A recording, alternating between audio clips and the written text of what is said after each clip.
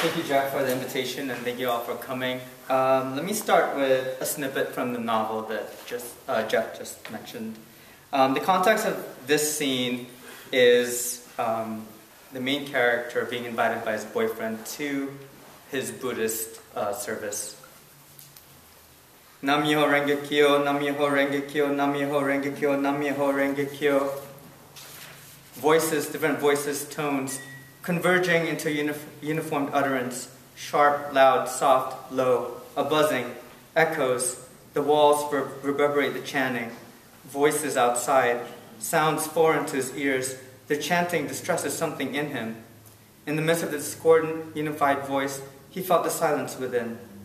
Charles said it didn't come from the throat, but the diaphragm, Renge Kyo, Nam-myoho Renge Kyo. Stephen surveys the auditorium. A tall wooden cabinet with doors open housed 2 scrolls with elaborate Japanese characters, waves and splashes, black and red against a white cloth.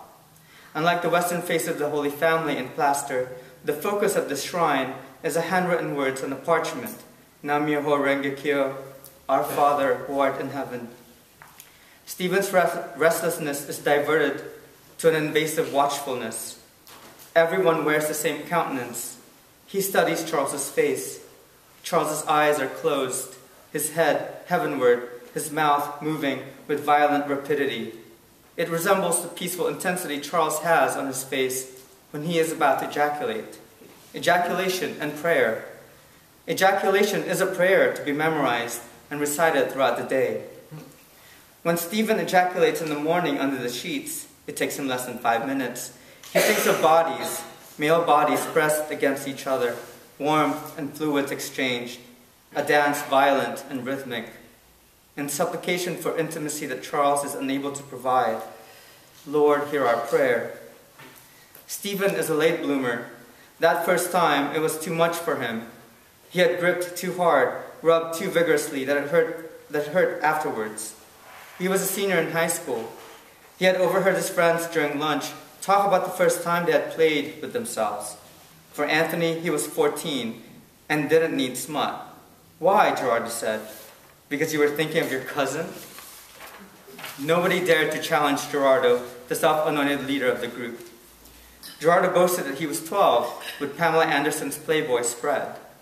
He also boasted that he spread it on the spread. Gross, ew, and yuck, the others bellowed.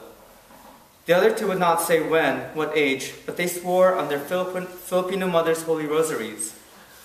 In a mostly white all-boys school, Stephen associated himself with Gerardo's circle because mostly they were Filipinos like him. They also came from church-going families, and it shocked Stephen to overhear this conversation. When he turned away from their talk and focused on his stale salami between 2 slices of white bread, Gerardo asked him, "Dude, what about you?"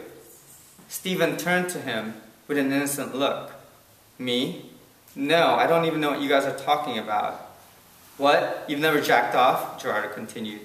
"I don't think so. I've had wet dreams." They laughed. There was something in that moment that made Stephen feel less manly, that there was a catching up to be done, and this private ritual needed to be had to feel less isolated.